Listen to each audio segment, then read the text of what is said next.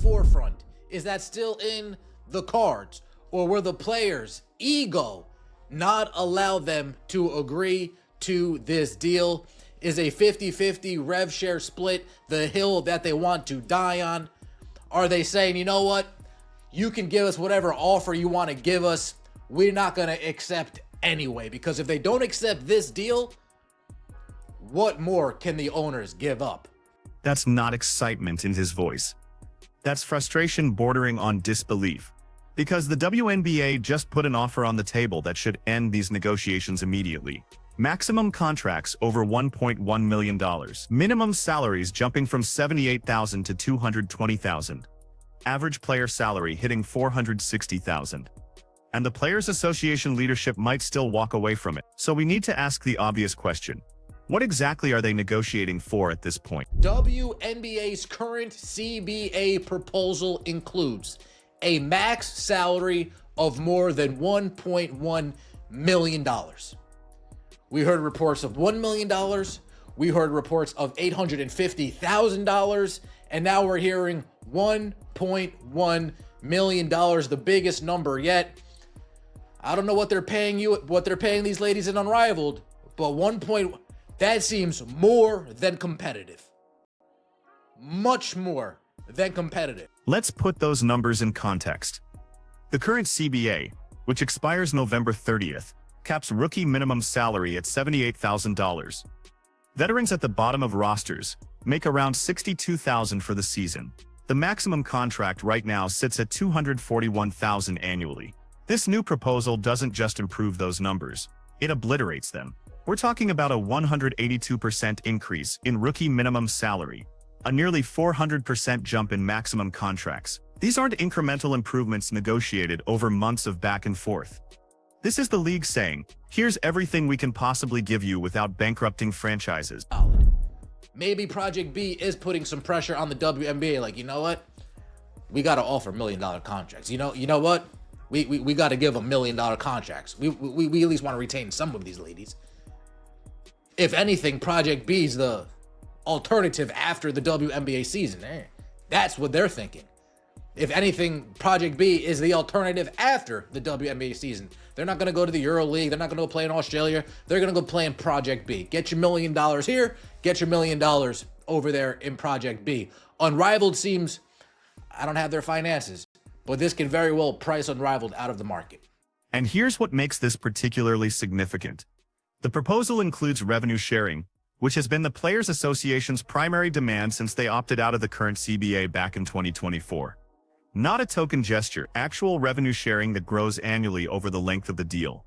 The league is giving them the framework they asked for, the salary increases they demanded, and the financial security they said they needed. But there's a complication nobody's talking about publicly. The three people leading these negotiations for the players, Nneka Ogwumike, president of the Players Association, already took money from a league called Project B. Brianna Stewart and Nafisa Collier, the vice president, they're co-founders of Unrivaled, a competing 3-on-3 league launching in January. So the people negotiating on behalf of WNBA players have direct financial stakes in leagues that compete with the WNBA for talent and attention. In the league, you're not negotiating for yourself. You're negotiating for the other 170 plus ladies in the league. You're negotiating for the Juju Watkins coming in. You want Juju Watkins to come in and not have an American professional league to go to? That seems very selfish. You want Sarah Strong to come in and not have a professional league to go to? You want Hannah Dogo to come in and not have a professional league to go to? You want Malaysia Fawali to come in and not have a professional league to go to? You want AZ Foot to come in and not have a professional league to go to? You want to make them dance with one arm behind their back like a circus clown in Unrivaled? You want to have them make a moral choice whether they want to go to Project B? Think about what that conflict of interest means in practical terms. If Unrivaled succeeds, Stewart and Collier become wealthy beyond anything a WNBA contract could provide. If Project B establishes itself as a legitimate alternative, Ogwumike's early investment pays off significantly. But both of those outcomes require one critical condition. The WNBA cannot become so lucrative that players have no reason to pursue alternatives. A maximum WNBA salary of $1.1 million. Combined with the endorsement opportunities that come from playing in the most visible women's basketball league in the world, that changes the calculation entirely. Suddenly Unrivaled isn't where you make your real money. It's where you go to stay sharp in the off-season, if you go at all. Project B becomes a novelty instead of a necessity. Now look at this from the perspective of players who aren't part of that executive board. Dana Evans, averaging 6.8 points per game for Chicago. Michaela Onyenwere, fighting for rotation minutes in New York. Dejanai Carrington, who just broke through as a key contributor in Connecticut. These players don't have ownership stakes in competing leagues. They don't have the endorsement portfolios of superstars. What they have is their WNBA career, and they need that career to be as financially rewarding as possible. You are taking money out of their mouth. You're not doing them a favor. You're doing them a disfavor.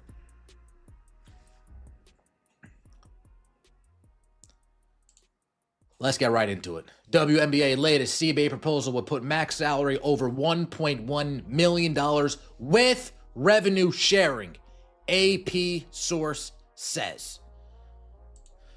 Let's get into it. The WNBA's latest collective bargaining proposal would include revenue sharing with a maximum salary of more than $1.1 million. The urgency in that question matters because of what's coming. Gigi Watkins is eligible for the WNBA draft in 2026. Paige Bueckers, assuming she stays healthy, enters in 2025. Hannah Hidalgo, Malaysia Fulwiley, Anissa Morrow. The next generation of stars is already visible, already building massive followings, already preparing for professional careers. If there's no 2026 season because negotiations collapsed, those players have to make a choice. Wait a year and hope the WNBA resolves its labor dispute, losing a full year of earning potential and career development, or sign with whatever alternative league offers them money, fragmenting the talent pool and potentially damaging their long-term marketability by not playing in the Premier League. That's not a hypothetical concern. When the current CBA negotiations hit a deadline on October 31st, both sides agreed to extend talks through November 30th. That extension wasn't automatic. It required both parties to acknowledge that failing to reach a deal would damage the league irreparably. Commissioner Kathy Engelbert said before the 2025 All-Star Game that she was optimistic they'd have something transformational done in time for everyone to celebrate it at the 2026 All-Star Game. Are you looking out for Michaela Timpsons of the world? The Damaris Dantises of the world? The Julie Alamans of the world? The De'Arica Hambys, the Azurá Stevens? Are you looking out for them? Or are you guys only looking out for your little fan club? The executive board of the Players Association. You guys are only looking out for your little selves. Are you guys looking out for, I don't know, a Rebecca Allen, a Marina Mabrey, an Ari McDonald? People familiar with the WNBA's latest proposal describe the plan to the AP as a highly lucrative package, providing substantial increases over prior years. That comparison to Project B reveals the pressure the WNBA is feeling. Unrivaled is paying players $100,000 just to participate in their 3-on-3 league over 6 weeks in Miami. That's meaningful money for players who currently make $78,000 for an entire WNBA season. Project B, whatever their exact financial structure, is positioning itself as a full-season alternative with competitive salaries. The WNBA's response: make it financially impossible for those leagues to compete. A player making $1 million in the WNBA with the platform and endorsement opportunities that come from playing in a league that's finally getting national television coverage and mainstream attention isn't going to abandon that for a startup league offering similar money but a fraction of the visibility. This offer essentially says to Unrivaled, you can be our off-season development league, but you're not going to be our rival. And it says to Project B, you're not getting our stars because we're paying them what you can't afford to pay. Big salaries. I'm telling you right now, if I'm Caitlin Clark, if I'm A'ja Wilson, I am calling these ladies. I don't know if Caitlin Clark's going to do that, but if I'm A'ja Wilson, I'm calling Nafisa Collier, Brianna Stewart, Aneka Ogwumike, and I'm putting my foot up their ass. Seriously. Guys, my dream is not to play in fucking Project B. My dream is not to play it Unrivaled. I'm putting my foot up their fucking ass. If I'm A'ja, I'm swallowing my pride and I'm calling Sabrina. I'm swallowing my pride and I'm calling Caitlin. We gotta be on a unified front. The three of us gotta be on a unified front. And we gotta go head to head with those three and let them know we're not taking part in this bullshit that you guys are taking part in. We don't want to do Project B. If we do, that's the scenario that should terrify everyone who cares about women's basketball. Not because A'ja Wilson Sabrina Ionescu or Caitlin Clark would struggle to find somewhere to play. They'd have options. Unrivaled would write them massive checks. International leagues would create special contracts. They'd be fine individually. But the league? The infrastructure that's taken 28 years to build? The television deals that finally put WNBA games on ABC and ESPN in prime time? The corporate sponsorships that are finally treating women's basketball as a legitimate investment? All of that evaporates if there's no 2026 season. And here's what makes that particularly frustrating. The players who would suffer most from a canceled season are the ones the executive board is supposed to be representing, not the superstars with endorsement portfolios and alternative options. The role players making minimum contracts, the rookies who need the WNBA to exist so they have somewhere to start their professional careers, the veterans hanging on for 1 or 2 more seasons to secure their pension. Those players need Nneka Ogwumike, Breanna Stewart, and Nafisa Collier to put aside their competing business interests and negotiate in good faith for what's best for the collective. Not for what's best for Unrivaled's business model. Not for what's best for Project B's market positioning. For what's best for the 144 roster spots in the WNBA. I don't want to put too much pressure on Asia Wilson, but I get that vibe from her that she'll be at least, that she might not rally Sabrina and Caitlin, but she'll at least call Stewie and Fee and Nneka Ogwumike with her braggadocious self and be like, hey, the fuck are you guys doing over here? And if I'm Caitlin Clark, you want to stay in the dark, you kind of want to keep your image, smooth. No problem with that. But you better get word to Aaron Kane, who's also Nafisa Collier's agent. Here's what makes this moment so critical. The last time the CBA expired, in 2019, both sides agreed to a 60-day extension and eventually ratified a new deal in January 2020. Then negotiation happened before the pandemic, before the social justice movement of 2020 brought new attention to women's sports, before Caitlin Clark's arrival created unprecedented mainstream interest in the WNBA. The leverage has shifted dramatically since then. The league has more money than ever before. Television ratings for the 2024 season broke records repeatedly. Attendance surged.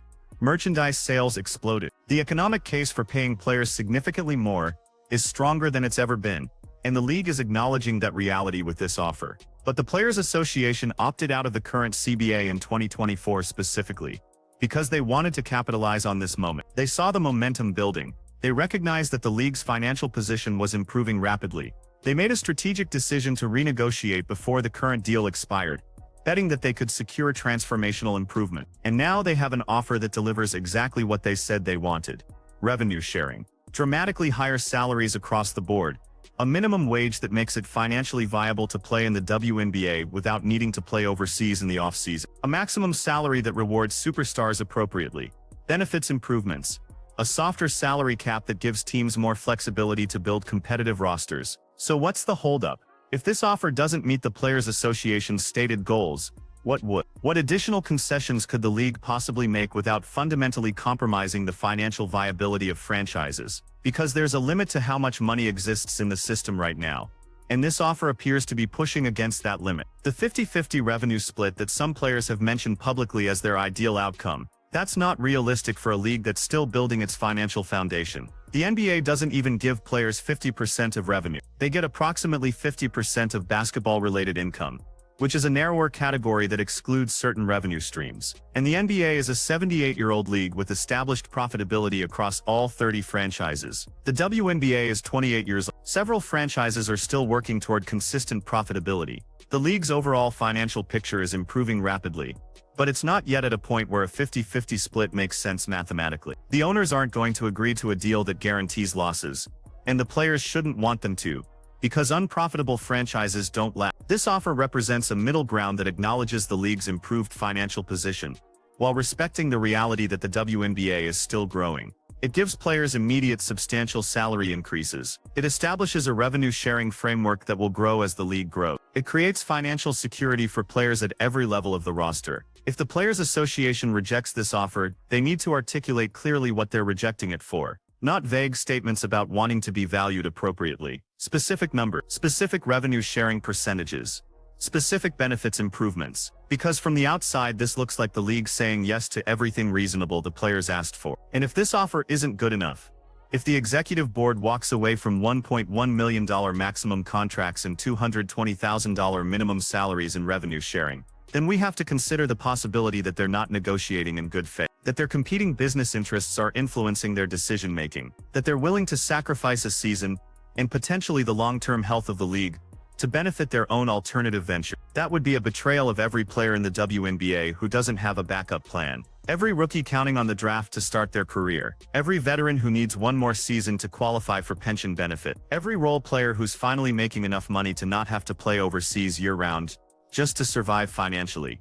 Aja Wilson should be on the phone with the executive board right now, making it clear that this offer needs to be taken seriously. Caitlin Clark, who's about to sign the most lucrative endorsement deals in WNBA history, and has every reason to want the league to thrive, should be applying pressure. Sabrina Ionescu, who's built her entire brand around being a WNBA star, should be demanding that the executive board explain exactly why this offer isn't sufficient. Because if there's no 2026 season, if negotiations collapse and the league goes dark for a year, the damage will be catastrophic. Not just financially though, that would be bad enough. The momentum the WNBA has built over the past 2 years, the mainstream attention it's finally receiving, the sense that women's basketball is on the verge of a major breakthrough, all of that disappears, and it won't come back easily. Casual fans who started watching because of Caitlin Clark or because they saw highlights on social media, they'll move on to something else. Corporate sponsors who finally started taking women's basketball seriously, they'll redirect those marketing budgets. Television networks that gave the WNBA primetime slots, they'll fill that programming with something more reliable. The WNBA has spent 28 years building to this moment. This offer represents the league's recognition that the moment has arrived, that players deserve to be compensated at a level that reflects the value they're creating. Rejecting it doesn't make the Players Association look strong or principled, it makes them look unreasonable. So the question for Nneka Ogwumike, Brianna Stewart and Nafisa Collier is simple. Are you negotiating for WNBA players, or are you negotiating for your own business interests? Because right now, those two things appear to be in conflict. And if you choose your alternative leagues over the WNBA, you're not just hurting the league, you're hurting every player who doesn't have the luxury of owning a competing business. The deadline is November 30th. The offer is on the table. $1.1 million maximum contract, $220,000 minimums, revenue sharing that grows annually. Everything the Players Association said they wanted. Accept it or explain specifically why it's not enough. Because vague statements about wanting to be valued aren't going to cut it anymore. Not when the numbers are this clear.